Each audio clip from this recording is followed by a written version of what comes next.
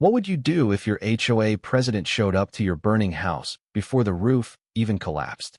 No, really, picture it. I'm standing there, my cabin lit up like the 4th of July, and there she is, Bethany Reed, president of the Ridgewater Lakefront Association, coral blazer and all, already talking liability and community risk before the firefighters even popped the first hose. You ever get the feeling the world's running a script and you're the only one who didn't get a copy? Yeah, that happened. Let me back up a sec, just so you can see how a quiet Montana ridge, a stubborn old engineer, and a stack of HOA violation letters turned into a full-blown showdown with the kind of plot twist you usually only see on daytime TV. Except this time, I'm the guy with soot on his face and a fireproof lockbox clutched in both hands, praying the truth didn't burn up with everything else. So, there I am, mouth of my gravel drive, boots sunk into dust turned orange by the flames. The heat is all wrong, heavy, pressing from yards away. My place, the cabin my wife and I sanded and stained with our bare hands, burning. Flames crawling through the rafters, smoke punching up into the sky, dragging embers into the pine tops, fire trucks crowding the hillside. Lights flickering red and white off tree trunks. And then, crack, glass shattering in my front windows, one by one. Like someone's hammering out the last few good memories I had nailed to those walls. And then, through the hiss and rumble, I hear it. Mr. Cole.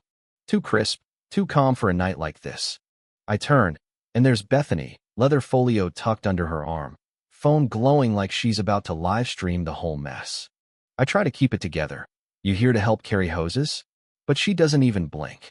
She's got her president face on, all tight-lipped and sharp-eyed, like she's about to host a ribbon cutting, not a fire investigation. I'm here because this affects the entire community, she says. Flames visible from the south cul-de-sac, she tells me. Calls are pouring in. And, of course, there are questions about fire breaks, about modifications, about unauthorized vegetation. She lays it out like a lawyer building her case. Never mind that the barn's burning too. It's all about compliance and liability and risk. Never mind I'd cleared every inspection, filed every report. Never mind that, just hours before, every gate was latched, every pump reading normal. And then Sheriff Marcus Hale steps in. God bless that man. Boots dusted with ash, tells Bethany now is not the time. He's got the look of a guy who spent 20 years trying to keep the peace between folks who'd rather settle things with chainsaws and stubbornness than with meetings and memos. But Bethany won't let it go. If Mr. Cole's negligence caused this, the association will have no choice but to pursue legal action. She's already got the phrase loaded, like she's practiced it in the mirror. I look at her, and all I can think is, you never wanted my ridge, you wanted my deed. Because, see, Ridgewater Lakefront was never supposed to reach up here. My cabin's older than the subdivision. My deed, surveyed, notarized, triple-stamped by the county, says as much. But when you put water views and money in the same sentence, people start drawing maps that don't care what a boundary marker says. That night, as the fire tore through everything, I thought back to 6 months earlier, back when the ridge smelled like sawdust and lake water. Not smoke. When I was out there, hammer in hand, repairing the last fence my wife and I had built together, just a plain old privacy rail of dark-stained cedar. She'd wanted a spot to drink coffee and watch the trout rise. I'd just set the final post when the first silver SUV rolled up, chrome winking in the sun, too clean for a ranch road. Bethany steps out, bright coral jacket in the middle of the pines, clipboard guy trailing behind her. Morning, Mr. Cole. We received a report about an unapproved structure. Structure? I'm still holding my hammer, dirt under my nails. And she's talking about community aesthetics, and 6-foot limits like my wife's memory is some violation. I show her the deed, weathered, laminated, older than half the houses on the lake, but she barely looks at it. The association is expanding, she says, voice tight as ever. We have long-term plans to elevate this community. That's when clipboard guy pipes up. Should I mark it for removal? Like I'm not even there. I tell him to back off. Bethany threatens fines, the whole bit. There's a pause, a hawk circling overhead, and I realize, right then, this isn't about rules or fences. It's about control. Days pass, then weeks. Then the letters start arriving, thick, heavy envelopes shoved into my mailbox. Non-compliant boat shed. I don't even own a boat. Livestock overage. I have 4 cattle, and the ridgefront allowance is 0, because, surprise, I'm not on the ridgefront. Non-aesthetic rose garden. My wife's roses. She planted them to catch the first light. Every morning there's another notice, printed on glossy paper, threats of fines and legal action piling up on the corner of my kitchen counter. Sheriff Hale comes by, folder bursting with complaints, 23 in 19 days, all filed by the HOA. He looks tired, worn down. I can tell he doesn't buy it, but he's got boxes to check. There's talk, he tells me. Developers poking around the lakefront. HOA folks asking about zoning changes, property availability. If they can make my place look unsafe, they can force me out. Then comes the storm. Heavy, restless night, wind rattling the pines. I'm out checking the dam.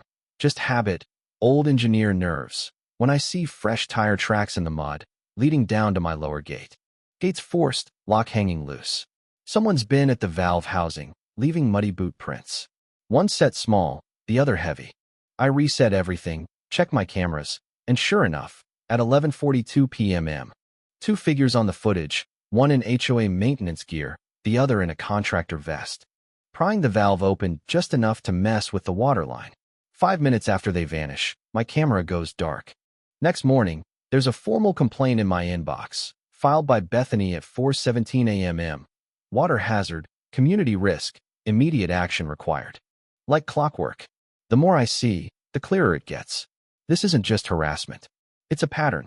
Walt Henderson, old rancher, lived up here longer than anyone, backs me up.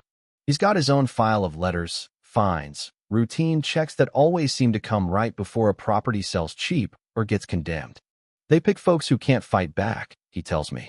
Now it's you, because you've got the land they need. Sarah Mitchell comes into the picture next, a lawyer with a stubborn streak. Shows up with blueprints, internal memos, a whole satchel of evidence. Turns out, there's a Phase 3 marina expansion stamped right across my ridge. HOA emails talk about planned acquisition upon safety clearance. Insurance claim filed by Bethany 2 weeks before the fire, citing projected damage from an anticipated blaze. She even hired a fake inspector, paid off the books, to build a record of violations. We document everything: dates, footage, inspection records, county approvals. Sarah says, let them tie the noose. Just make sure the right people are watching. But the harassment doesn't stop.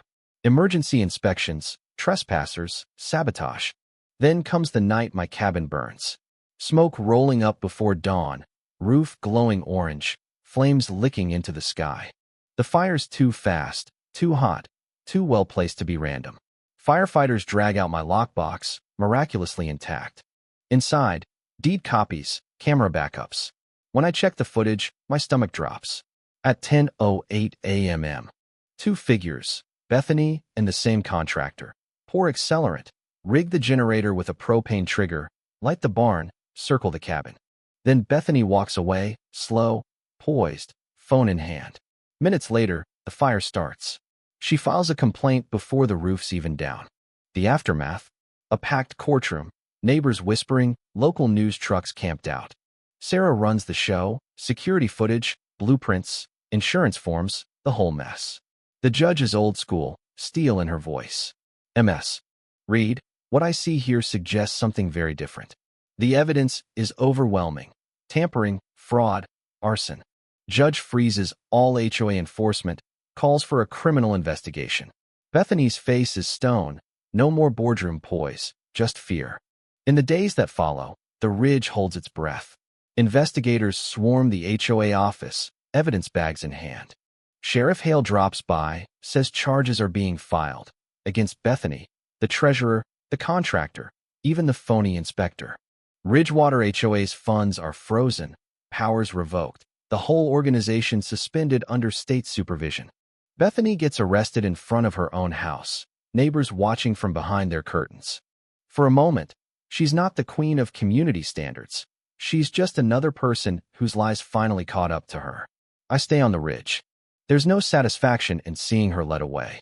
Instead, I walk down to the lake under a sky clean enough to see every star. Dip my fingers in the cold water, whisper to my wife, we'll rebuild it right this time. By spring, With the help of neighbors, old rivals, even the county, the cabin starts to rise again. The Ridgewater Property Protection Act gets passed. No more HOA overreach, state oversight on any future complaints. The developers pull out, marina plans scrapped. The ridge stays mine. The lake stays whole. On the day we raise the last beam, I stand on the deck, watching the sun spill gold across the water. Sarah steps up beside me. "Looks like home again," she says. And it does. It really does. You know, they thought burning down my house would end the story. But the truth has a way of surviving, even through fire. You can lose everything. Every board, every photo, every piece of a life you built, and still come out standing. Because some things are bigger than a cabin, bigger than a lakefront view, bigger than a stack of violation letters. So, tell me, have you ever fought for something that was yours, really yours, while the world tried to convince you to give it up? Where's the line between community good and plain old greed? Who gets to say what's right and what's just compliant? Drop your stories below, whether you've tangled with an HOA, stood your ground, or just want to sound off on what justice really means out here in the real world. Because in the end, you can burn a house, but you can't burn the truth. And if you're the kind who believes in standing up when it counts, go ahead and stick around. Something tells me we haven't seen the last of Ridgewater justice just yet.